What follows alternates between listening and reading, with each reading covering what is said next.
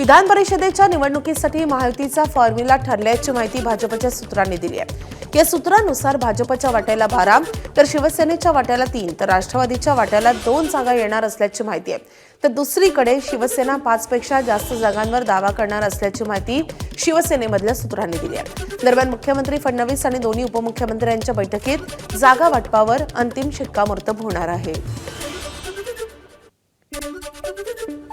आमचे लोक चर्चा करतात। चर्चेच्या नंतर त्यांची चर्चा झाल्यावर मग मुख्यमंत्री आणि मी बसून त्याच्यावर चर्चा करून आम्ही सकारात्मक निर्णय घेऊ। शरद पवारांच्या राष्ट्रवादीची महत्त्वाची बैठक मुंबईत पार पडली आहे। या बैठकीमध्ये पक्षानं विलिनीकरणाबाबत आपली भूमिका स्पष्ट करावी अशी मागणी पदाधिकाऱ्यांनी केली आहे। मात्र प्रदेशाध्यक्ष शशिकांत शिंदेंनी विलिनीकरणाचा विषय संपल्याचं सांगत या विषयावर पडदा टाकलाय।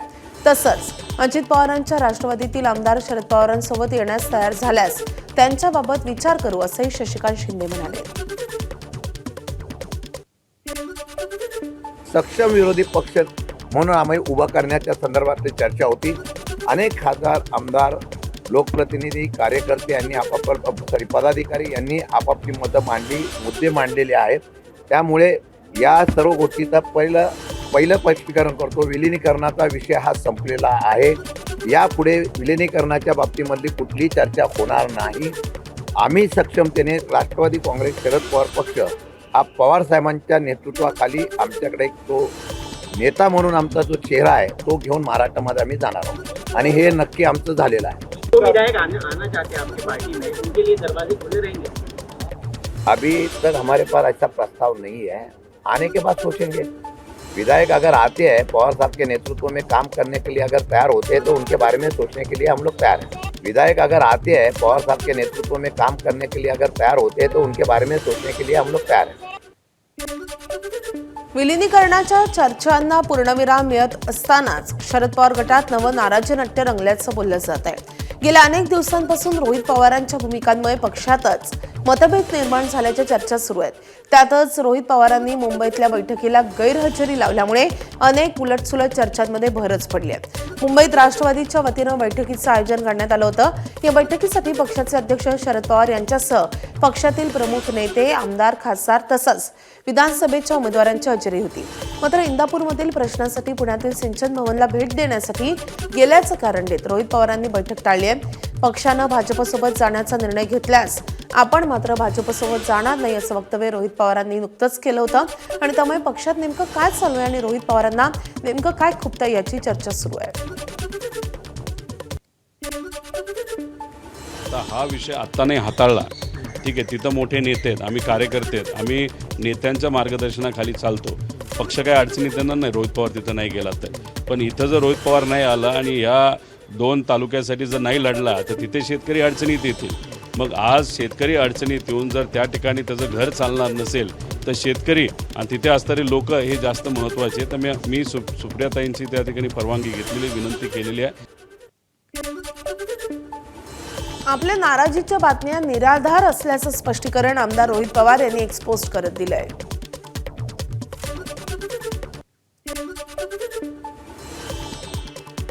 दरम्यान रोहित पवार नाराज नाहीत अशी प्रतिक्रिया शरद पवारांच्या राष्ट्रवादीचे प्रदेशाध्यक्ष शशिकांत शिंदे यांनी दिली आहे।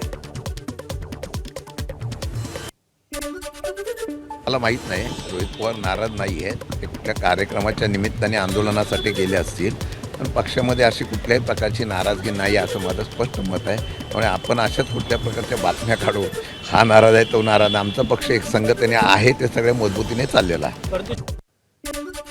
महाविकास आघाडीतील अनेक नेते आणि आमदार उपमुख्यमंत्री एकनाथ शिंदे आणि खासदार श्रीकांत शिंदे यांच्या भेटी घेत असल्याची चर्चा राजकीय वर्तुळात रंगते। यावर श्रीकांत शिंदेंनी प्रतिक्रिया दिली आहे। शिंदे साहेबांकडे गेलं की काम होतं हे लोकांना माहिती आहे, ते कोण कुठल्या पक्षाचं आहे हे पाहत नाही, सर्वसामान्यांच्या प्रश्नांना आणि विकास कामांना प्राधान्य देतात। दरम्यान इंडिया आघाडीत मोठी फूट पडली आहे आणि त्यामुळे घटक पक्ष एकमेकांवर टीका करत असल्याचंही श्रीकांत शिंदेंनी म्हटलंय। महाविकास आघाडीच्या शिष्टमंडळानं राज्य निवडणूक आयुक्त दिनेश वाघमारे आणि निवडणूक आयुक्त एस चोक्कलिंगम यांची भेट घेतली आहे. आदित्य ठाकरे, अनिल परब, शशिकांत शिंदे, सुनील भुसारा, अंबादास दानवे यांच्यासह अनेक जण या शिष्टमंडळात सहभागी झाले होते. राज्यात SIR लागू करण्याच्या मुद्द्यावर चर्चा करण्यासाठी त्यांनी ही भेट घेतली आहे.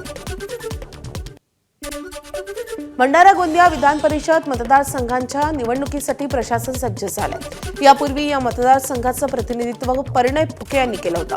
3.5 वर्षांनंतर होणाऱ्या या निवडणुकीमध्ये दोन्ही जिल्ह्यातील 4 मतदान केंद्रांवर 31 स्थानिक स्वराज्य संस्थांचे 457 मतदार मतदानाचा हक्क बजावणार आहेत. नगरपालिका, नगरपंचायत, जिल्हा परिषद सदस्य तसेच पंचायत समिती सभापती यांना मतदानाचा अधिकार आहे. मतमोजणी भंडाऱ्यातल्या पलाडी येथील स्ट्रॉंग रूममध्ये होणार असल्याची माहिती जिल्हाधिकारी सावंत कुमार यांनी दिली आहे. विधान परिषद निवडणुकीची आचारसंहिता लागू झाल्यामुळे आजची नाशिक महापालिकेची महासभा तहकूब करण्यात आली. दिवंगतांना श्रद्धांजली वाहून सभा तहकूब करण्यात आली. दरम्यान अपक्ष नगरसेवक मुकेश राणे यांनी म्हाडा घोटाळ्यातील अधिकाऱ्यांना पाठीशी घालू नका अशा आशयाचे बॅनर झळकावत आंदोलन केले.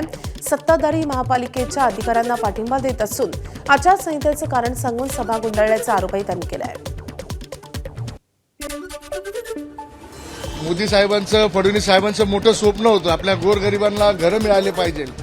आणि ह्या इथं बसलेले काही अधिकारी आहेत, त्यांनी गरिबांच्या डोक्यावरची लोणी खायचा प्रयत्न केलेला आहे.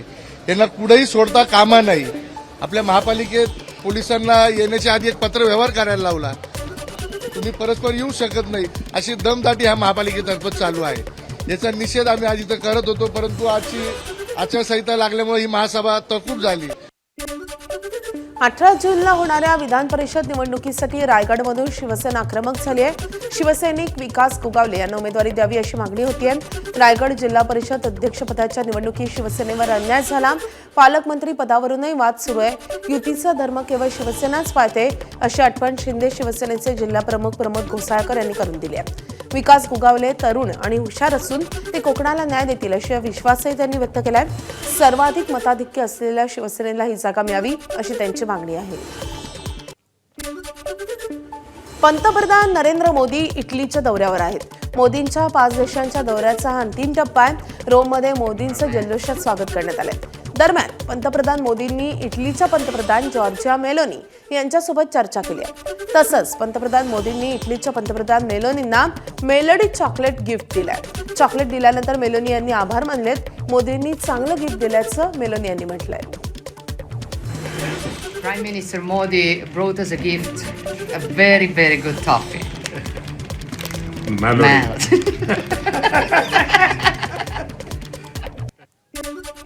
इटलीच्या दौऱ्यावर असलेल्या पंतप्रधान मोदींना रोममध्ये गार्ड ऑफ ऑनर देण्यात आलाय. यावेळी दोन्ही देशांच्या अधिकाऱ्यांमध्ये द्विपक्षीय चर्चा पार पडली आहे. भारत आणि इटली यांच्यातील द्विपक्षीय संबंध आणि सहकार्य आणखी वृद्धिंगत करण्याला दोन्ही देशांचा मानस आहे. यापूर्वी दोन्ही नेत्यांनी एकत्र डिनरही केलं. अनेक महत्त्वाच्या मुद्द्यांवर अनौपचारिक चर्चाही पार पडली आहे.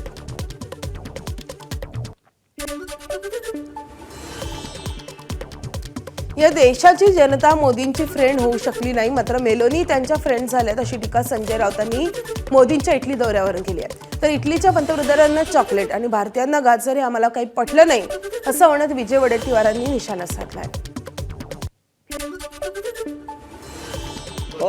माय फ्रेंड माय फ्रेंड असं म्हटलंय त्यांनी. माय फ्रेंड मेलोनी. पण हेल्डिंग त्यांची फ्रेंड होऊ शकली नाही. मेलोनी त्यांची फ्रेंड आहे. या देशाची जनता त्यांची फ्रेंड होऊ शकली नाही. मोदींच्या परदेश दौऱ्यावरून राहुल गांधींनी टीका केली आहे. मोदींनी इटलीच्या पंतप्रधान मेलोनी यांना मेलोडी टॉफी दिली आहे. इटलीला जाऊन मेलोनी यांना भेटण्यापूर्वी मोदींनी हिंदुस्थानात भाषण दिलं. आर्थिक वादळ येत आहे, परदेशात जाऊ नका असं मोदींनी सांगितलं. मात्र स्वतः खिशामध्ये मेलोडी टॉफी घेऊन महागड्या विमानानं ते इटलीला गेले. जनतेशी काय खेळ सुरू आहे असा सवाल राहुल गांधींनी उपस्थित केला आहे.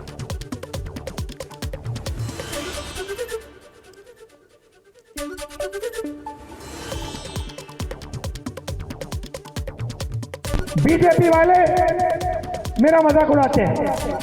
नरेंद्र मोदी ने जो करना था पिछले 3 महीने में, जो आपकी प्रोटेक्शन करनी थी, जो दीवार, आर्थिक दीवार खड़ी करनी थी आपके लिए, वो उन्होंने नहीं की। उल्टा वो जाकर मेलोनी जी के साथ टॉफी खा रहे हैं और वीडियो बना रहे हैं, जैसे मजाक चल रहा है। लोकसभेचे विरोधी पक्षनेते राहुल गांधींनी रायबरेलीमधल्या सभेमधून पंतप्रधान नरेंद्र मोदी आणि गृहमंत्री अमित शहांवर टीका केली आहे। देशातील इंधन टंचाई आणि परदेश दौऱ्यांचा उल्लेख करत राहुल गांधींनी पंतप्रधान मोदींचा गद्दार असा पुनरुच्चार केलाय। आता आर्थिक वादळ येत आहे, मोदी तुम्हाला वाचवू शकणार नाहीत असंही भाकीत त्यांनी वर्तवलंय। जो संविधान को नष्ट करता है उसको आप क्या कहोगे? उसको क्या कहोगे? गद्दार कहोगे। इसीलिए मैंने खुल के कहा है कि नरेंद्र मोदी, अमित शाह संविधान पर आक्रमण कर रहे हैं। उन्होंने देश का धन अदानी अंबानी को बांटा, उन्होंने देश की संस्थाओं को खत्म किया, उन्होंने वोट चोरी करवाई, इलेक्शन कमीशन को दबाया, जुडिशरी पर दबाव डाला। आरएसएस के लोग सुन लो, आपने कहा कि मुझे माफी मांगनी चाहिए, मैं कभी माफी नहीं मांगूंगा, फिर बोलूंगा। अमित शाह और नरेंद्र मोदी गद्दार हैं क्योंकि उन्होंने कॉन्स्टिट्यूशन पर आक्रमण किया है। सुन लो अच्छी तरह, मैं तुम लोगों से नहीं डरता हूं और हिंदुस्तान की जनता इस बात को समझ गई है और हिंदुस्तान की जनता भी आपसे नहीं डरती है। काँग्रेसचा देशात होत असलेल्या सततच्या पराभवामुळे राहुल गांधी मोदींवर टीका करतायत असं प्रत्युत्तर भाजपचे केंद्रीय अध्यक्ष नितीन नवीन यांनी दिलंय।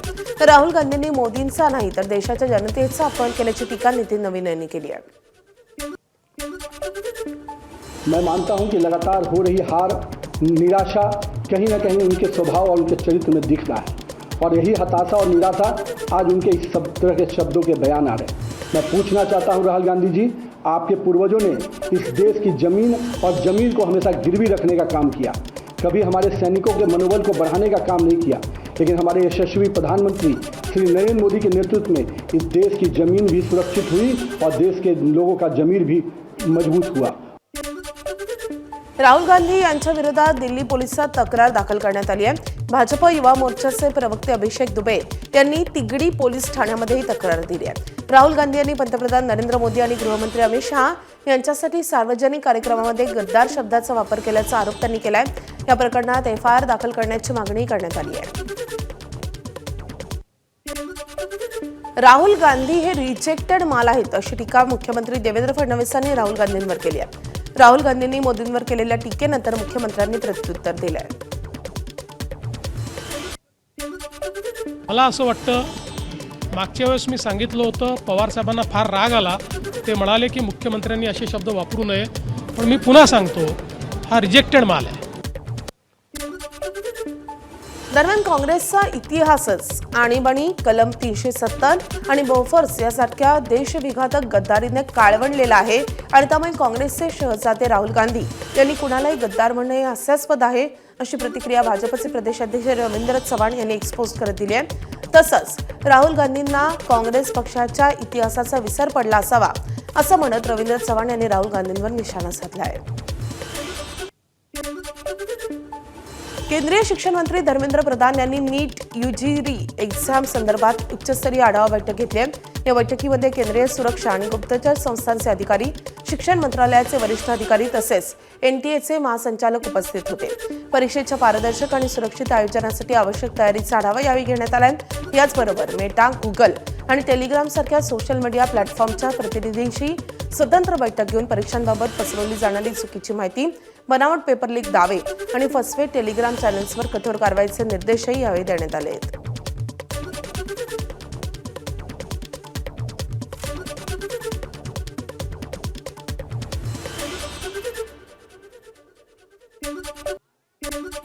नीट पेपरफुटी प्रकरणात शुभम खैरनारला 5 दिवसांची सीबीआय कोठडी मिळालेली आहे। इलेक्ट्रॉनिक उपकरणं शोधण्यासाठी आणि इतर आरोपींसोबत आमनेसामने चौकशीसाठी महाराष्ट्रात जाऊन तपास आवश्यक असल्याचं सीबीआयकडून सांगण्यात आलंय। तर इतर आरोपी धनंजय लोखंडे, मांगीलाल बिवाल, विकास बिवाल, दिनेश बिवाल आणि यश यादव यांना 2 जूनपर्यंत न्यायालयीन कोठडी सुनावण्यात आली आहे। सीबीआयनं पुण्यातील मॉडर्न कॉलेजची झाडाझडती घेतली आहे. मनीषा मांढरेचं कपाट, लॉकर, डेस्कची तपासणी करण्यात आली आहे. तिची कागदपत्र देखील चेक करण्यात आली आहे. पुणे पोलिसांकडून सीबीआयनं मोठा बंदोबस्त मागवलाय. मंगळवारी आणि काल दिवसभर पुणे पोलिसांसोबत सीबीआय वेगवेगळ्या ठिकाणी झाडाझडती घेत आहे. 3 मई को जब मैंने पेपर देखा, 3 मई को पेपर ख़त्म होने के बाद 5 बजे मैंने नीट के पेपर को एनालिसिस किया. उसे देखने के बाद जब मैं मेरे मकान मालिक से मिला तो मकान मालिक ने मुझे एक वायरल PDF दिखाई, जिसमें उत्सुकताजनक उन्होंने ये भी पूछा कि इसमें से कोई क्वेश्चन पेपर में आया है कि आप एक बार चेक करना.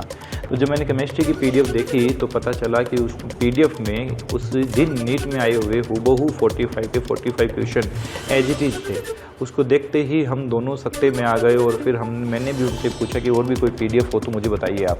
तो उन्होंने मुझे बायोलॉजी की PDF दिखाई. फिर हमने साथी शिक्षक की हेल्प से उस बायोलॉजी की PDF को भी डिकोड किया और डिकोड करने के पश्चात हम सब लोगों ने डिस्कशन किया कि ये नीट का जो पेपर है वो लीक होने के अंदेशा लग रहा है, तो इसकी जो है वो जानकारी प्रशासन को दी जाए. फिर हमने इसकी जानकारी प्रशासन को देर रात दी थी और उसकी कार्रवाई करते हुए फिर हमने NTA तक हम पहुँचे. NTA को हमने मेल किए, CBI को मेल किए और हमने एजुकेशन मिनिस्ट्री को मेल किए. ABP माझा, उघडा डोळे बघा नीट.